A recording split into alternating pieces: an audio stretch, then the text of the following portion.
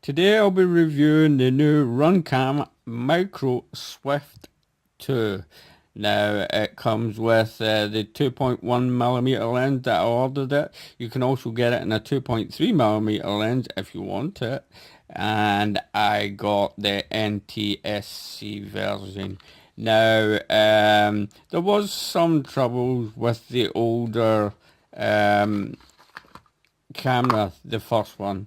The lens started to become loose. A lot of people started to complain. This is the 2.1mm lens as well. I never had any trouble with mine until I had a really bad crash, face first into a fence, pretty hard. And then the lens started to shake. And that was after, I don't know, a huge amount of flight, but anyway, it served me well, and it's still going, and it's been bashed and bashed and bashed. What you'll tend to notice is it'll heat up at the bottom. This is the first camera, remember. It'll heat up at the bottom, and the sticky tape at the back will come off, and I've noticed that with the new one as well. It heats up at the bottom. But anyway, we're not here to talk about the old one. We're here to talk about the new one. And basically all the same settings, and that is the first one, except for the built-in OSD that tells you the battery voltage, 0.01 lux, and your color and brightness, automatic black and white changing, 5.6 grams, the exact same weight as the old Swift Micro 600 TVL lines. It is the same. It's the same size, same weight, same everything. Like I said, apart from the built-in OSD that tells you your battery voltage, which is great because that's what we want. We want to know how much battery voltage we'll get left. We don't want to be falling out of the sky. And this time around, you also get the joystick with it, which is great. I already had one, but now everybody will get one with the new Runcam Micro, and it's easy to plug in and go through the menu. I'll go through that with you in a moment. And you also get your little goodie bag, and what they give you as well that you didn't get in the first one. Let me just open it quickly and get all this out. I didn't want to do an unboxing kind of thing because I tend to shy away from that now. I don't know why. I just feel like it. But some people like the unboxing, so, well, I'm here to please all. What can I say? You do get a bracket holder. You get a holder to put your new camera in, which is great because then you can mount it to just about anything you want to. I did say on a post, or maybe on a video, I can't remember, that I would put a Micro Swift on my my new bugs that I got, instead of using a little CMOS camera. Now, I might just do that with this one, but there's something lying and lurking in the background. Yeah, you guys know me. Anyway, you get the bracket, it's amazing. I think it's made of aluminum. It seemed quite tough, so that's good. You get your screws. You get two types of screws, as usual.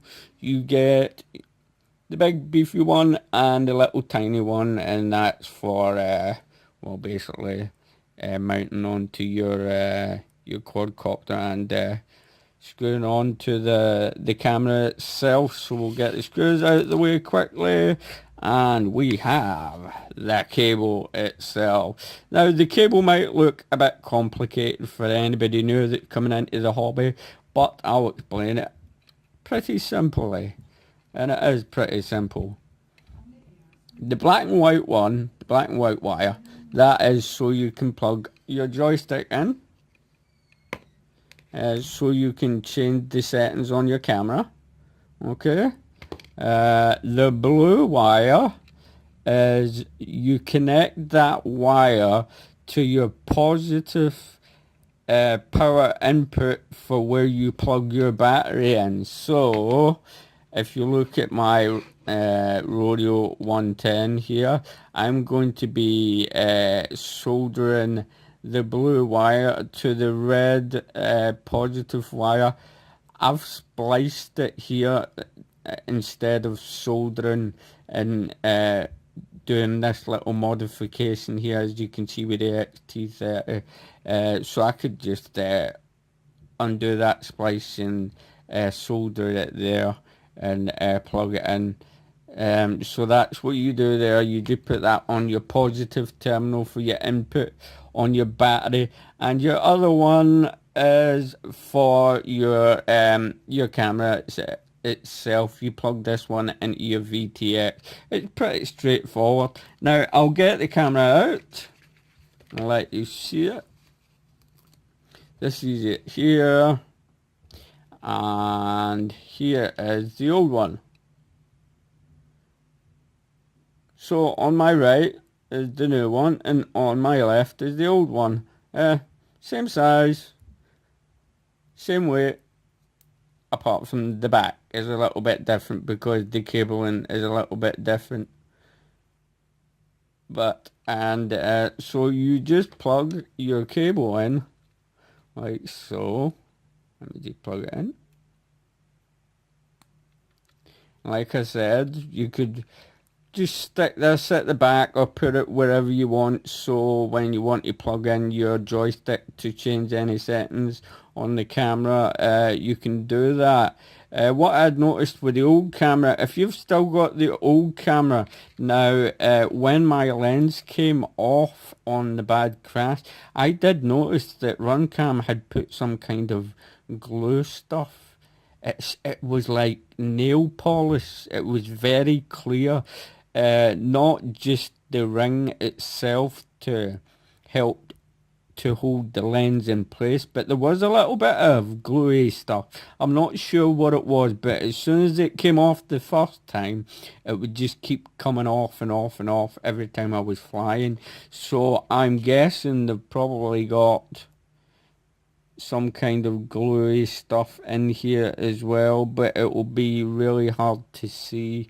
So anyway, that's me all plugged it in. Now all I have to do is plug it into a VTX or maybe into the Rodeo 110, and you know what I'm going to do, just for quickness, I'm going to plug it into the Rodeo 110 because the way I'm just going to be lazy just now. I'm just going to plug it in here, and I'm not even going to solder it on. I'm just going to plug it into the battery, and once I've plugged it on, and go into the menus and just show you the menus quickly.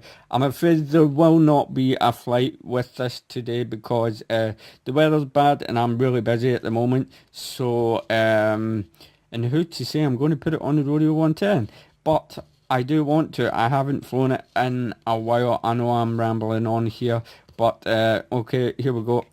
I'm going to cut it here and plug it in and show you the menu. Okay, now I've got the joystick plugged into the camera, as you can see here. There's my little smiley man. I'm running a 2-cell LiPo, so you can see it's got 8.1 volts left in it, and I've put my name in it at the bottom already, and it's been running for 1 minute.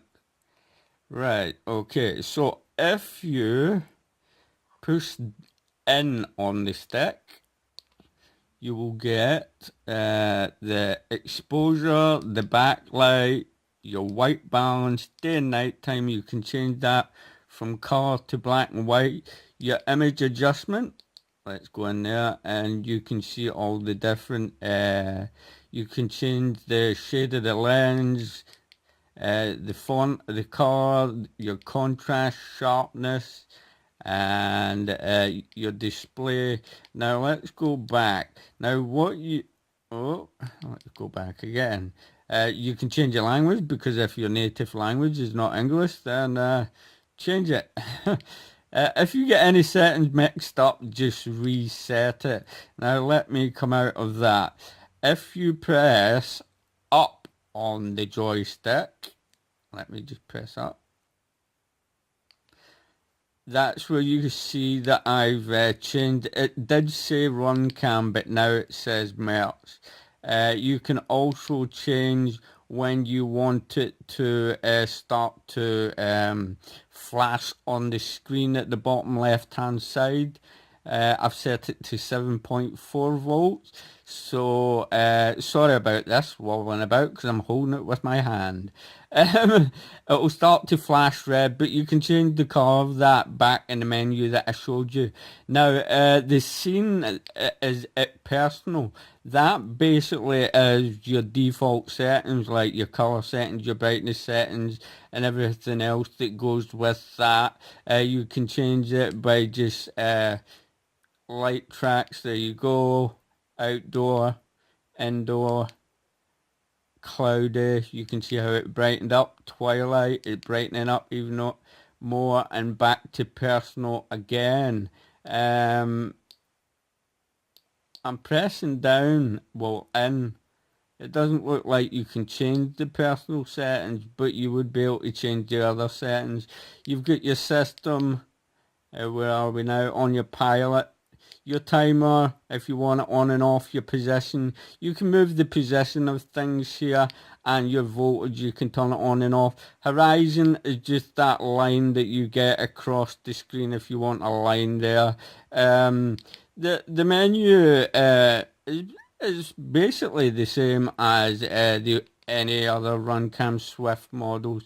So if you know them, it's easy to navigate them.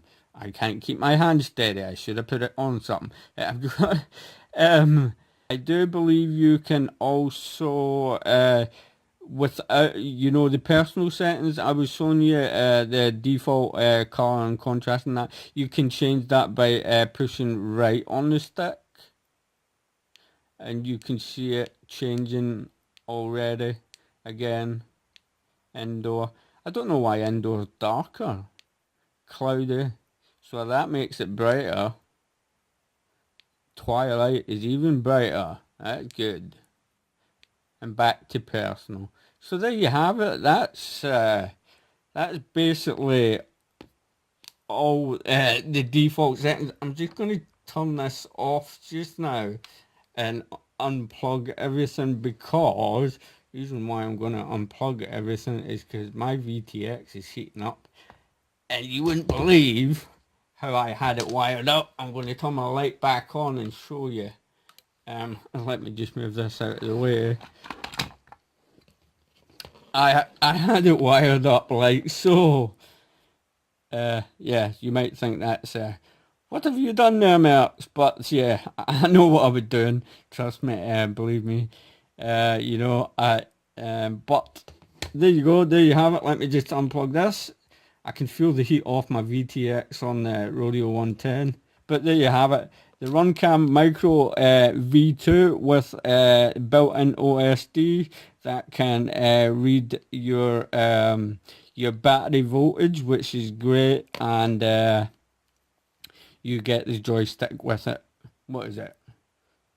20 odd pounds. I can't remember. I don't know what that is in dollars, but it's cheap and it's an amazing camera, so go buy one. Link will be in the description below. Thanks for watching and happy flying.